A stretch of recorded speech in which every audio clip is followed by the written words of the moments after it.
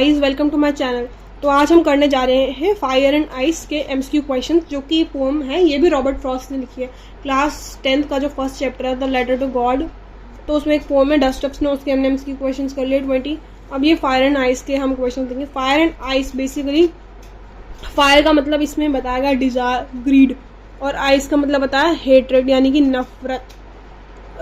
इसमें तुम actual meaning मत समझना, कोई भी पोएम जो होती है वो एक्चुअल मीनिंग से नहीं बता रही होती है। फायर एंड आइस उसमें क्या है, some say the world will end with fire and some say will end the world will end in ice.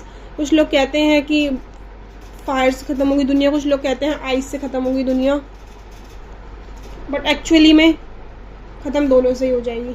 तो जैसे कि फायर का ग्रीड है, डिज़ायर है, हेट्रेड है। तुम देखोगे कि आज के टाइम पे कितनी नफरत बढ़ गई है। कि भाई भाई का नहीं रहा, सगे सगे भाई लड़ रहे हैं। आजकल तो पता नहीं क्या ही चल रहा है, नफरत के हमारे लोग एक दूसरे को मार रहे हैं, ज़मीन के पीछे लड़ रहे हैं। ये वो डिज़ायर हमें इतना सा मिल जाता है, फिर हमें वो जब महाभारत हुई थी वो तुम्हें क्या लगता है किस चीज़ की डिज़ायर। उन्होंने तो कहा ही था शांति दूत बन गए, जब कृष्ण जी गए थे महाभारत में, उन्होंने ये कहा था कि तुम हमें छोटे से 5 गाँव दे दो, हम उसमें खुश रह लेंगे। बट दुर्योधन ने मना करा कि नहीं देंगे हम।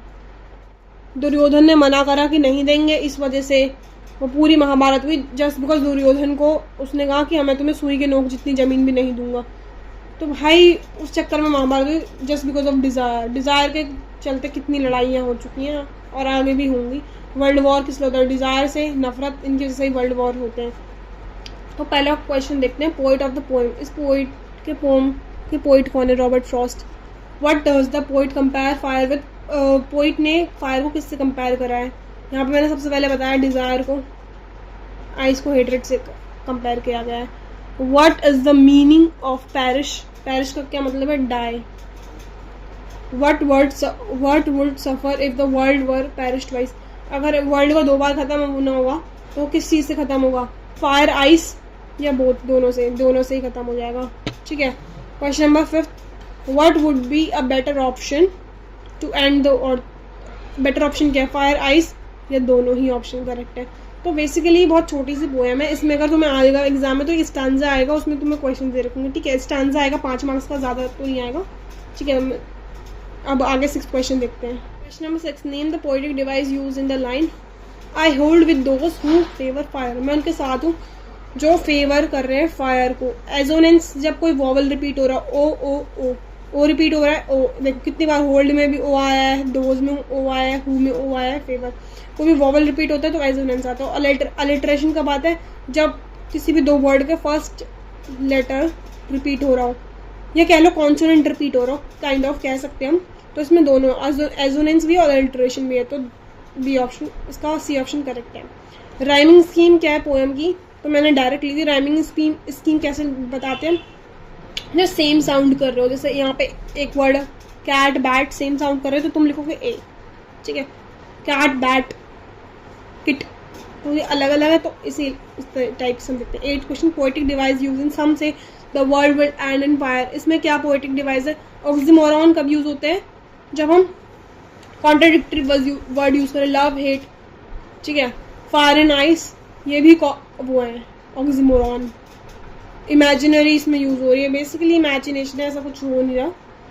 To say that the destructive ice is also great, इसमें डिस्ट्रक्टिव आइज भी महान है मारने के लिए लोगों को। इसमें अलिटरेशन लग रही है, इमेजिनरी लग रही है।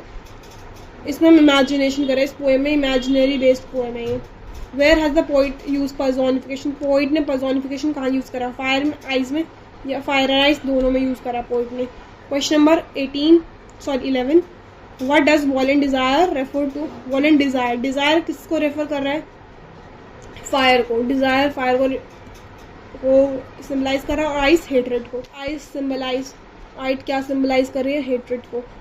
Question number 13, what do some people think the world will end in? कुछ लोगों को क्या लगता है कि दुनिया किससे खत्म होगी? फायर से खत्म होगी। According to Robert Frost, what will end of one day? एक दिन क्या खत्म हो जाएगा? दुनिया खत्म हो जाएगी। Question number 15, can hatred destroy the world? क्या नफरत दुनिया को खत्म कर सकती है? Of course. 15, meaning of desire, desire का मतलब क्या है? विश या फेवर? विश, इच्छा। What does the poet want to convey through the? Poet क्या कहना चाह रहा है? We should not be greedy, हमें लालची नहीं बनना चाहिए। Restrain our desire and love fellow beings, ए और बी दोनों ऑप्शन करेक्ट है। हमें लालची नहीं बनना चाहिए, हमें ज़्यादा डिज़ायर नहीं करनी चाहिए, और अपने डिज़ायर को कम करो, अपने आसपास के लोगों से प्यार करो, यानी कि नफरत मत फैलाओ। क्वेश्चन नंबर 17 हो गया। क्वेश्चन नंबर 18, 19, 20, 20 है। ये स्टांजा दे रखा है एग्जाम में, तुम्हारे ऐसी स्टांजा भी आएगा पोएम में। बट इट पेरिश ट्वाइस, अगर उसको दोबारा मरना हो, दोबारा ख़त्म होना हो अर्थ को। I think I know enough of hate, मैं को जानता हूँ कि हेट भी इनफ है ख़त्म करने के लिए दुनिया। To say that for destructive ice is also great and would suffice, मतलब डिस्ट्रक्टिव आइस भी है, काफ़ी है मारने के लिए। पहले उन्होंने कहा कि मैं उनके फेवर कर रहा हूँ जो आग से दुनिया खत्म होगी, डिज़ायर से। फिर कह रहे हैं कि नफरत भी कम नहीं है, नफरत से भी दुनिया खत्म हो गई। इट का क्या मतलब है? What does it refer here refer to? It का क्या मतलब है? वर्ल्ड। राइमिंग स्कीम, इसमें अब राइमिंग स्कीम में समझाती हूँ कैसे लिखते हैं। ट्वाइस हेट, तो यहाँ पे ए कर दो, ट्वाइस ए हेट। बी आइस ट्वाइस से मिल रहा है तो ए। ग्रेट किससे मिल रहा है? बी।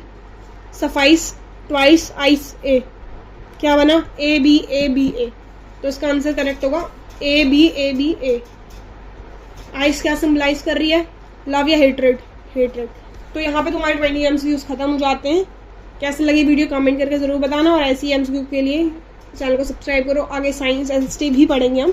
ओके, मिलते हैं नेक्स्ट वीडियो में। तब तक के लिए वीडियो को लाइक कमेंट शेयर सब्सक्राइब करो। Bye bye.